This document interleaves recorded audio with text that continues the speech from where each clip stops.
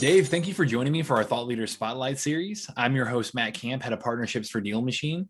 On these, we really try to shine a spotlight on industry experts like yourself to hear your inspiring stories and really educate our audience on the lessons that you've learned and how you see the world evolving. So today, really excited to welcome on Dave Robertson, the founder of Flipper Force. You're the founder of Flipper Force, House Flipping and Rehab project management software. You were employed by a commercial construction cost estimator, and then from there parlayed that into starting flipping houses as a side hustle, and then from there really morphed that into a spreadsheet business with over 200,000 downloads. And it's really kind of become this software venture called Flipper Force now. So really excited to kind of dig into your background and you telling our audience about estimating rehab costs and a variety of things today. So welcome on, Dave. Sweet. Yeah, Matt, thanks for the invite and looking forward to speaking with you today. Yeah, of course, man. I mean, and I think to start with, I know I briefly mentioned it, but I kind of think you have a very interesting background and real estate investing journey. So maybe can you talk a little bit about that and some of the pivotal moments that led you to where you are today? Yeah. So my real estate experience, it really kind of began with my very first personal residence that I bought way back in 2010. So I kind of bought like an older home that hadn't been updated in 50 years, needed a new kitchen, new bathroom, some new flooring, paint, just kind of the work. So I ended up doing a lot of that work myself. I kind of developed a love-hate relationship with the renovation process. I really kind of hated all the trips to Lowe's and Home Depot, hated when things went wrong, but ultimately I really kind of enjoyed the process of taking that old ugly house and transforming it into a new modern masterpiece. So I mean, that was my initial experience with that. Kind of before I bought my very first house, I had always kind of had an interest in home building, flipping houses. I actually went to Missouri State down in Springfield, Missouri to get a construction management degree. So the thought was that I wanted to maybe get into home building or residential development, something like that. Unfortunately, I got out of school right around 2009, 2010, right when the housing crisis was happening. So not a lot of home builders were hiring at the time. Ended up getting a job as a commercial construction estimator. So that wasn't really something that I was overly interested in, but managed to get a job in commercial construction somehow, even though commercial real estate and construction really wasn't great at the time. But that was kind of my experience early on, but never really had an interest in commercial construction and kind of always, wanted to do something else, wanted to get into residential home building, something like that. So decided, maybe I could take that experience that I had with my very first personal residence, and maybe I could do some flipping on the side. So maybe do that on the side as kind of a side hustle, part-time, flipping houses to make some extra money. And maybe eventually I'd be able to flip my way out of it, flip my way out of the corporate rat race and kind of do that house flipping stuff part-time. So while I was flipping houses part-time, also created a spreadsheet tool for myself. So this is really just kind of a deal analysis tool that I was using to help me determine the maximum purchase price that I should offer for the property. Also created a pretty detailed spreadsheet that had all of my lists of repairs and prices that I was using to estimate the renovation costs. Eventually I was like, wow, this thing's pretty cool. I bet a lot of other people might think this thing's pretty cool and might give me, 50 to $100 for it. So I was like, well, let's see what we can do here. I created a website, decided to just call it the House Flipping Spreadsheet. So houseflippingspreadsheet.com.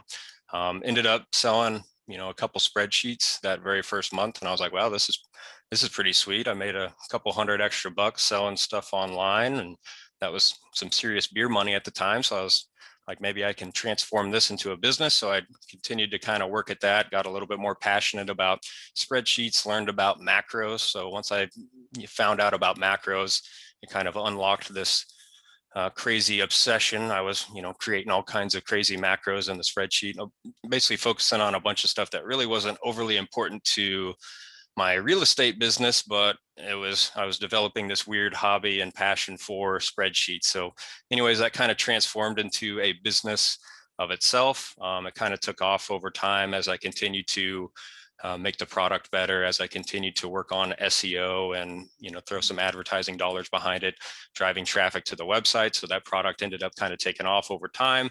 And now we've had over a couple 100,000 downloads. And now I'm really taking what we've done in that spreadsheet and creating an actual web application, an actual software platform called FlipperForce. So FlipperForce is my new baby that I'm developing and working on right now. So that's what I'm doing right now full time, is working on kind of the vision for that app, all the product development, stuff like that for FlipperForce to build that new platform out. So Love it. Yeah. I mean, thinking back to your experience at the beginning there with kind of the construction, cost estimating job, like are there any lessons from that you learned that you think did transition and did actually apply to house flipping and the more residential side?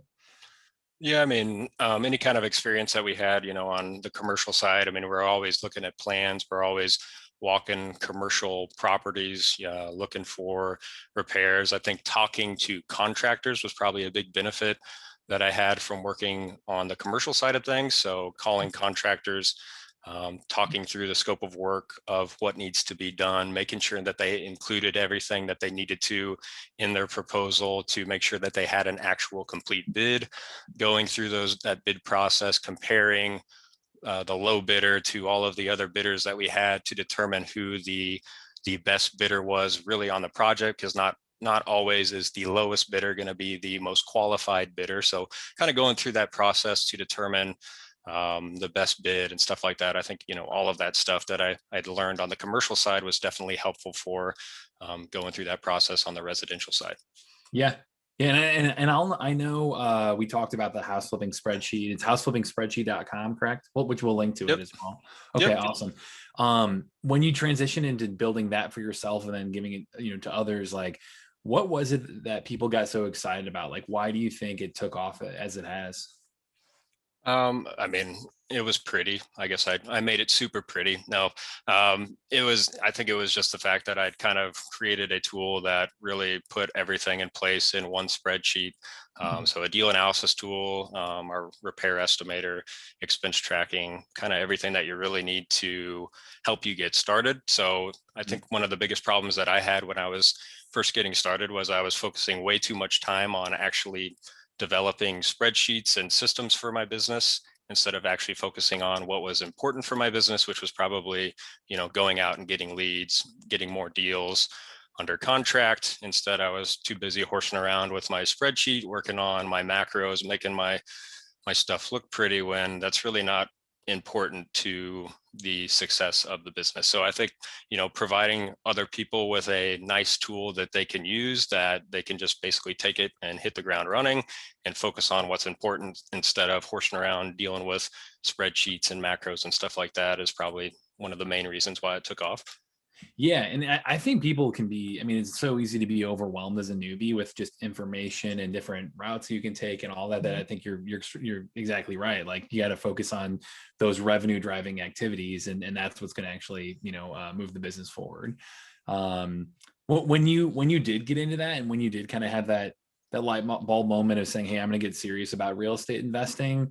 What caused that? Like, what do you think? Like, when did you get serious about real estate investing? Why did that happen? Can you walk us through that time of transition for you? I think that was probably, you know, right around the time when I bought my very first flip.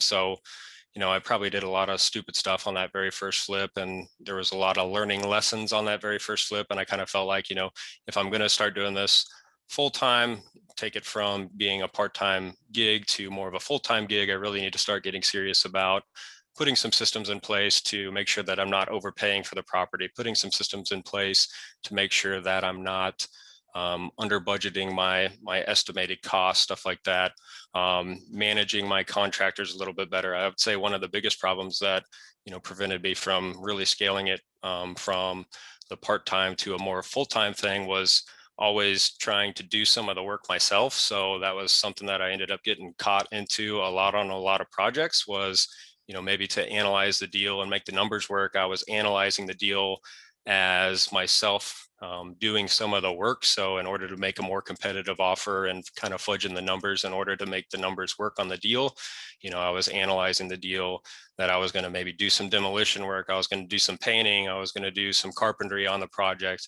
And ultimately, if I'm over there, spending all my time on the actual property doing the work, that's going to prevent me from actually scaling the business. So that was, Yep. one of the things that I had learned over time was really stop trying to do all the work yourself and try to get contractors in the door to do everything else for you.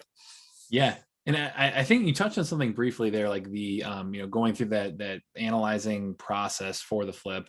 I'd love to dig into that with you a little bit. And I know in your spreadsheets you kind of have 4 sections around like after repair value, fixed cost, repair costs, and then rehab profit. You'd kind of outlined your pretty looking spreadsheet to fit those. Very Uh, colorful. Yeah. it's great. No, it really, the visualization really does help though for people. But can you kind of walk us through the crucial elements behind those four steps, and maybe give people the framework behind that process? Yep. So basically, when you're analyzing a house flip, you're trying to determine the maximum purchase price that you should offer for the property. So to do that, you're going to take the after repair value, so the amount that you think you can resell the property for, and then you're going to subtract out all of the costs. So you've got your buying costs, you've got your holding costs, selling costs, financing costs. Obviously, another big one is going to be the repair costs. And then you've got your desired profit. So how much profit do you actually want to make on this deal? And then that calculation is used to determine and calculate the recommended maximum purchase price that you should offer for the property. So I think, sometimes people use the seller's asking price as their purchase amount, and then they're going and they're calculating the profit that way, where I've always thought it was a better way to use your desired profit as a way to recommend the maximum purchase price that you should offer. So that way you're building in the profit that you actually want into the deal. Right. Is there, when you kind of go through that, are there any specific mistakes that you see made that are really common for newbies, or anywhere that you kind of, any of those sections where you see rails or deals go off the rail in hindsight? Yeah, I mean, I would say the most common stuff you see is probably overestimating how much you think you can resell the property for, underestimating the rehab costs. And then I think, a lot of people actually forget about all the other miscellaneous fixed costs that you'll need to pay on the project, like your buying costs, your holding costs, selling costs, and then financing costs. So, that's not stuff that when you watch those HGTV flipping shows, they don't show you all those other hidden costs that go into flipping a house. They just show you the resale value. They subtract out the repair amount, and then they basically show that as their profit, when that's just not realistic. There's a whole bunch of other costs that actually go into it. So Yeah. What about for more advanced investors? Like, are you seeing them use the software often as well? Or like, are there any particular things around the spreadsheet or your software that are more focused on that advanced scaling investor? yeah, I mean, I think some investors are using the software to basically create investment packets. So I think that's probably another helpful area for the analysis. So you don't want to be putting all of your financial information into a spreadsheet and then just kind of having it sit there. What's helpful was taking that data and actually presenting it in a professional manner, so that way you can help raise funding for your project. So that's probably another added benefit to using a program instead of maybe just using your own spreadsheet. A program might be able to generate professional investment reports that you can go out to give to your hard money lenders, give to your business partners, to say, this is all the detailed due diligence that went into this analysis. These are our detailed estimated costs and scope of work of the project. And that'll kind of give your lenders more confidence, or your business partners more confidence. And maybe they'll even be able to give you a better rate based upon what they see in that deal and the due diligence that you put together. So, Yeah. Yeah, I think there are a fair number of people watching this that would fall under the newbie bucket, like are trying to do their first deal, or maybe have done one or two, and then also definitely have a fair number that are kind of that advanced scaling investor trying to just become more effective and efficient in what they do. So I appreciate you kind of diving into both there. But yep. Going through this too, I was thinking about, you see more and more people today, it seems like, just with how just absolutely crazy the market is right now. It seems like you see a lot of people who are maybe paying less attention to the numbers and just really relying on appreciation and saying, hey, the market's going up and up and up, like might as well buy and flip like that. Can you speak to that at all, and why if and why you think, really having the fundamentals down of deal analysis is still an extremely important part of being an investor today in a crazy economy like that? Yeah, I mean, I think it's probably easy to get overly optimistic about stuff, especially when you've seen the market go crazy for the last 3 or 4 years and prices just continue to go up, go up, go up.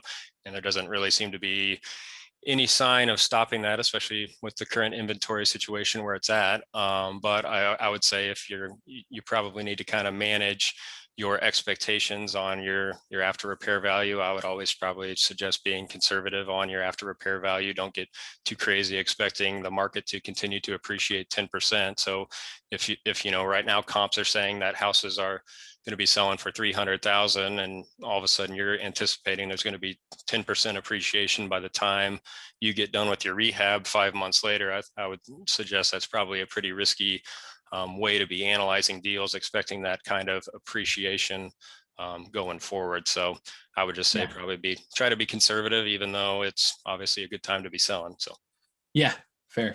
Yeah, I know we want to give people the actionable playbook to get into it, but also come in educated, like you said. So, yep. Yeah, and when they do go through that rehab process, can you maybe give us the deep dive on estimating rehab costs? And I know that's such a broad topic, but if you're going to take that kind of DIY approach and go in there and really start to analyze the numbers there, where do you begin with estimating rehab costs? Like, can you maybe walk us through your playbook? Yeah. So I thought you might ask that. There's actually a book on estimating rehab costs. So, I mean, first and foremost, if you don't really have any experience estimating rehab costs, you're just trying to figure stuff out, I'd actually just recommend reading this book, the book on estimating rehab costs. It's by Jay Scott. It's actually a Bigger Pockets book, but basically he just goes through the 25 different categories that you can expect to run into on a typical rehab project. He provides price ranges and stuff like that on what you can expect, how stuff is estimated, stuff like that. Otherwise, I would say if you really want to learn how to estimate rehab costs, there's really kind of two components that go into it. You've got your labor pricing, and then you've got your material pricing. So one of the easiest things to figure out is material pricing. I mean, basically, if you just go to Home Depot or Lowe's, or just go to their websites, they've got lists of what all of their finished materials cost there. So if you want to know what vanities cost or light fixtures cost or stuff like that, you just go over to Home Depot or Lowe's, walk down the vanity aisle, just look at all the different vanities that they've got. They're going to have a builder grade vanity that might be $200. They might have an average grade vanity that might be somewhere between $400 to $600, and then they're going to have some kind of luxury vanity that might be somewhere from $1,000 to $1,500. So I think if you're looking for some insight into how much material prices cost, the easiest place to find that is really to just go explore Lowe's or Home Depot, and that's going to give you a good indication of what those finished materials are going to cost that you want to install on your property. The other aspect is going to be labor pricing. So labor pricing is a little bit trickier just because contractors don't necessarily publish their prices on the website. They don't tell you how much it's going to cost to install a vanity. They don't tell you how much they're going to charge you to install the tile directly on their website. So that's just something that you'll have to do some research on. So there's different resources online. There's some books like HomeWise is a website, Home Advisor. They have some pricing databases.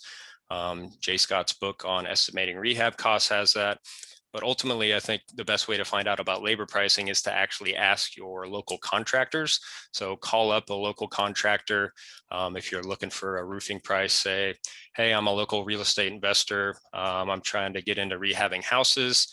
And I'm trying to put together some budgets for roofs. What's your typical cost per square for a 1,500 square foot house that would be architectural roof shingles? Can you tell me what that cost would be or what you charge? And then they might say, well, I can't tell you that.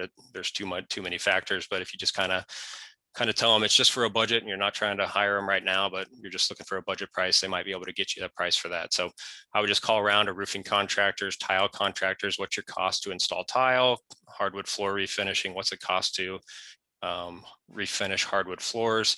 And then you'll just kind of create a database. So you'll take everything that you learned from walking through Lowe's and Home Depot about the material pricing. You'll take everything that you've learned from talking to local contractors about labor pricing, and you'll want to put that into a database or a spreadsheet or something like that. And that's really going to be where you'll store that information.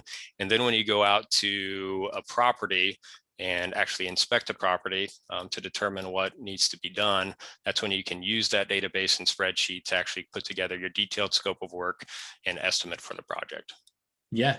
During that inspection process, do you have any tips there? Do you ever recommend bringing in professionals to help on that, or get kind of, what are your best practices there?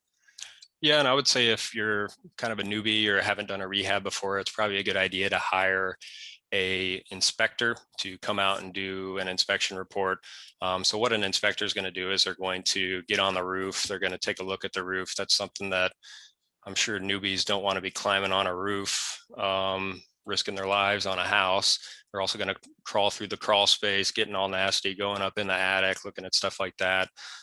They'll be able to tell you stuff like, is the plumbing out of date? Is this like galvanized or lead plumbing that needs to be replaced? Is this electrical wiring, old knob and tube wiring that needs to be replaced? So they'll get really technical on kind of the local building codes and stuff like that, and inform you about all of those technical details that probably need to be repaired on the property. So I think that's going to be really beneficial to newbies that don't really have that construction experience, is to get an inspection report up front. Otherwise, one of the things that an inspector is not going to tell you is cosmetic repairs. So they're not going to tell you replace those kitchen cabinets because they're ugly. That's something that you'll have to determine as the investor. So you'll kind of have to have a pulse on the local market. You'll have to have an idea of what is fashionable right now. So you'll want to probably go scope out the competition, see what other house flippers are doing in the market. What kind of finishes are they putting in their kitchens, their bathrooms? What kind of flooring are they putting down? What kind of paint selections are they using? And then basically you can use that knowledge of what your competition's doing in the market to help you determine what kind of cosmetic repairs you need to do. So the inspector is going to tell you all the code issues, then you kind of need to determine what the cosmetic issues are, and then that's how you would determine the scope of work of everything that needs to be done on the property. That's great, man. Yeah, I appreciate all the kind of actionable advice here. Nice. Well, before we go, I would love to dig in on the kind of the Flipper Force part of what you're working on and launching too. Can you tell us more about that project, why you made it? And I know, within that, you kind of state like, hey, it's pretty hard to analyze and manage rehabs and go through the full process. So maybe speak a little bit to, how you're solving that problem. Yep. So the House Flipping Spreadsheet, that's been my product that I've been selling online for about 7 years now. The only thing about the spreadsheet version is that we're kind of limited to what you can do in a Microsoft Excel spreadsheet or a Google spreadsheet. So we're limited to what Excel actually allows us to do. So really with our new platform, our Flipper Force platform, we're trying to take it to the next level. We're trying to do all the stuff that we might have limitations to doing in Excel, take advantage of all the endless possibilities of what you can do on the web. So, it's going to be a similar tool to what we've got in the House Flipping Spreadsheet. It's really kind of meant to be an all-in-one platform to help house flippers analyze a deal up front. Then we've got a tool that they can use to estimate their renovation costs. So we've got some templates in there that are pre-populated with common categories, repairs, and prices that they can use to help them estimate the renovation costs. And then ultimately, once they do get that property under contract, we've got project management tools for creating project timelines, tracking their tasks, and then tracking their ongoing expenses and stuff like that. So that way they can keep their project on track and on budget. So that's what we're working on there. It's continuously evolving. So I had no idea what I was getting myself into when I started this. So it's exciting. Yeah. Yeah, it is. Yeah. I know we could make a whole other video on like, rehab project management and that entire process, but do you have any words of wisdom there for newbies who are maybe going through this for the first time and, kind of low hanging fruit potentially? Yeah, I would say establish a detailed scope of work up front, being as detailed as possible with your contractor, setting those expectations up front with them will help you prevent a lot of conflicts with your contractor. So, I mean, as long as you have that detailed contract and scope of work up front that's telling them specifically what they need to include in their bid proposal, that will hopefully help you avoid conflicts with your contractor, but also avoid expensive change orders that when the contractor's like, well, I didn't have that in my bid, so that's a change order, that'll help prevent those big issues there that could be absolute budget blowers for you. So Yep. Yeah. Perfect. Well, Dave, I appreciate your time again today. It's sure. been fantastic. So can you tell our audience how they can get more involved with you, how they can keep in touch and learn more? Yep. Well, if you want to talk to me directly, I'm generally kind of hanging out at flipperforce.com. You'll see a little chat box down there in the bottom right-hand corner. If you ever send a chat message, it actually goes directly to me. So if you want to talk to me about anything about FlipperForce or house flipping, you could do that there. Otherwise, we're on all the other social media channels, on Facebook, on Instagram, and YouTube at just FlipperForce. So Perfect. Well, Dave, thanks again. I really appreciate the time today. Yeah, appreciate the invite. Appreciate it. Thank you. Awesome. Everyone watching, this is Matt Camp again with Deal Machine, and happy deal finding.